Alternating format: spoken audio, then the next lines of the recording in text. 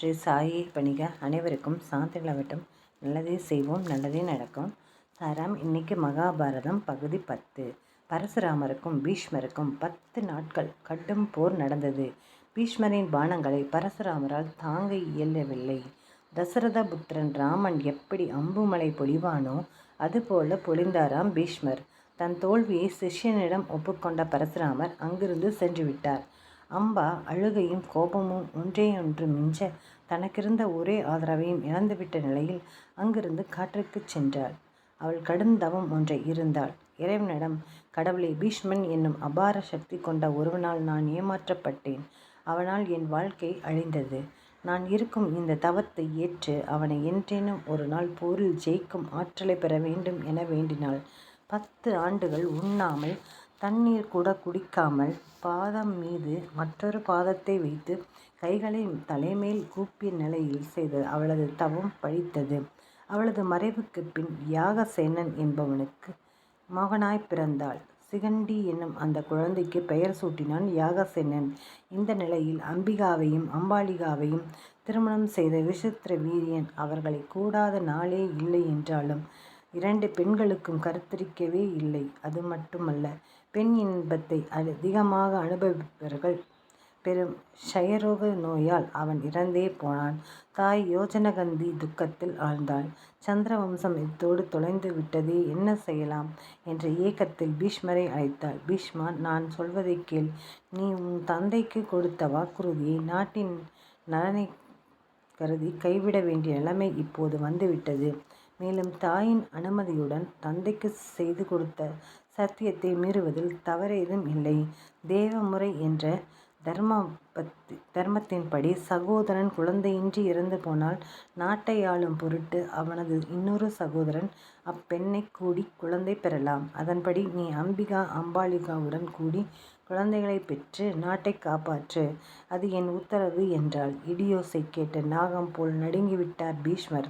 அம்மா, இது கொடுமை அல்லவா? தம்பியின் மனைவிகளை நான் தொடுவதாவது, மேலும் எந்த நிலையிலும் என் பிரம்மச்சரிய விரதத்தை கைவிடுவதில்லை என்ற சத்தியத்தை உங்கள் தந்தைக்கு செய்து கொடுத்தேன். என் தந்தையிடமும் வாக்கு கொடுத்தேன். வேண்டாம் தாயே, ஆனால் இன்னொரு யோசனை இருக்கிறது. அதை பரிசீலியுங்கள் தாயே என்றார் யோஜனகந்தி. அவசர அவசரமாக சொல் பீஷ்மா, எனக்கு பேர குழந்தைகள் பிறக்க வழி இருக்கிறதா? சந்திரவம்சம் அழியாமல் இருக்க மார்க்கம் இருக்கிறதா? நாட்டை ஆள ஒரு புத்திரன் பிறக்கப் போகிறானா? சொல் சொல், ஏக்கமும் மாவலும் என்னை பதட்டமடையச் செய்கின்றன என்றார். தாயே, பரசுராமர் அரசகுலத்தின் மீது கோபம் கொண்டு எல்லா அரசர்களையும் வேருடன் கிள்ளி எறிந்துவிட்ட காலம் ஒன்று இருந்ததை தாங்கள் அறிவீர்கள். அப்போது கணவனை இழந்த அரசிகள் எல்லோரும் ஒன்று கூடி முனிவர்கள் மூலமாக குழந்தையை பெற்றுக்கொண்டார்கள். இது சாஸ்திரத்தில் அனுமதிக்கப்பட்ட ஒன்று. அந்த விதியின்படி அம்பிகா அம்பாலிகாவை குழந்தை பெறச் செய்யலாம் என்றதும் யோஜனகந்தி ஆழ்ந்த சிந்தனையில் இறங்கினாள்.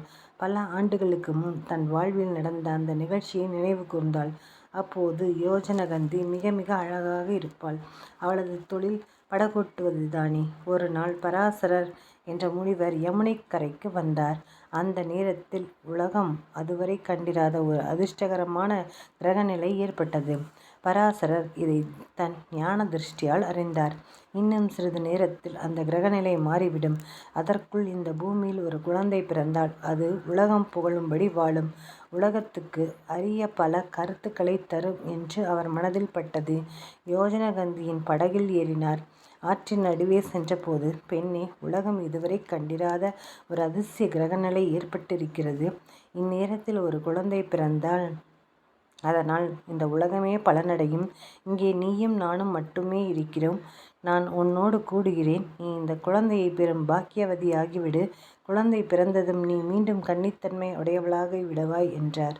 இது சத்தியம் என்றார். யோஜனகந்தி கோபப்பட்டாள். முனிவரே, உன் தரத்துக்கும் தகுதிக்கும் இந்த வார்த்தைகள் அழகா? கல்வி அறிவற்றவள் என என்னை நினைத்துத்தானே என்னை ஏமாற்றப் பார்க்கிறீர்? நீர் சொல்வதை நம்ப முடியவில்லை என்றாள். நேரம் செல்ல செல்ல பராசரர் பதட்டப்பட்டார். தனது நிலையில் உறுதியாக நின்றார். கரைப்பார் கரைத்தார் கல்லும் கரையும் அல்லவா? யோஜனகந்தியும் கரைந்து விட்டாள். தன் உடலில் இருக்கும் மீன் வாடை அவரை நெருங்க விடாது என அவரிடம் கூறினாள். அந்த மனத்தை அப்படியே மாற்றிய பராசரர் அவளது உடலுக்கு சந்தன மணத்தை கொடுத்தார். யோஜனா மகிழ்ந்து போனாள். அதே நேரம் பயங்கரமாக நடு ஆற்றில் உறவு கொள்வது எப்படி என வெட்கப்பட்டாள். அப்போது பராசரர் தன் சக்தியால் அந்த இடத்தில் இருள் கவியச் செய்தார். இந்த நிலையில் அவர்கள் கூடினர். அவள் கர்ப்பமானாள். தொடரும். நாளைக்கு என்னன்னு பார்ப்போமா? எவ்வளோ சுவாரஸ்யமான கதைகள் இருக்குது இந்த மகாபாரதத்தில். நிறைய விஷயங்கள் நம்மளுக்கு தெரியாததும் இருக்குது, தெரிஞ்சுக்கலாம். நம்ம சில விஷயங்களை தெரிஞ்சுக்கிட்டோம்னா தான் நம்மளுக்கு நல்லது. ஏன்னா எல்லா காலகட்டங்களையும் இந்த இரு பெரும் காப்பியங்களான மகாபாரதமும் ராமாயணமும் நம்மளுக்கு தெளிவாக தெரியணும். அப்போ தான் நம்ம வாழ்க்கையில் நம்மளோட சில விஷயங்கள் இதிலேருந்து ஒத்து போகும். சிலது விஷயங்கள் நம்மளுக்கு தெரியாதது இருக்கும், அதையும் நம்ம தெரிஞ்சுக்கலாம். களவும் கற்று மற அப்படின்னு சொல்லுவாங்க.